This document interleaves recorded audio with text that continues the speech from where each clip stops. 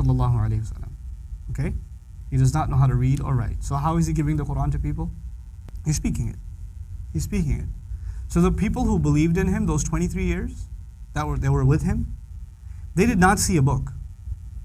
If they thought of the Quran, you know what they thought of? Like the Prophet's face came in their head and his voice rung in their head. You understand? Like for them, they could not think of the Quran without thinking of the Prophet sallallahu alaihi wasallam. We can do that. When we think of the Quran, sometimes we don't think of the Prophet sallallahu alaihi wasallam, we just think of a book. For them, the Prophet and the message and the messenger were inseparable. The Quran comes down over 23 years. It's not been put in book form. It's not been put into a database. It hasn't been put into a search engine. Now it has. Now what the Prophet said has been put into a search engine. It's been put into a database. So you can actually do a search. How many times does the Quran say this word? You could do that? Could you do that back then? So now, after 23 years of this book and centuries later, we have this book in book form. This book uses the word ad-dunya.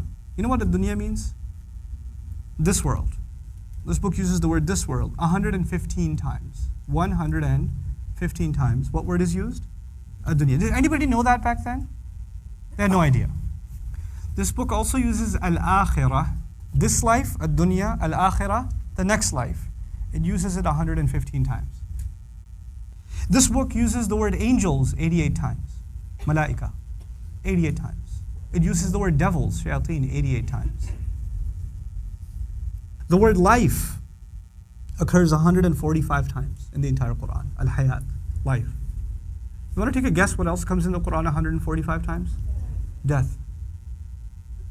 Death, the word death occurs in the Quran 145 times. The word good deeds. Good deeds are mentioned 167 times. As-salihat and as-sayyi'at, bad deeds, 167 times.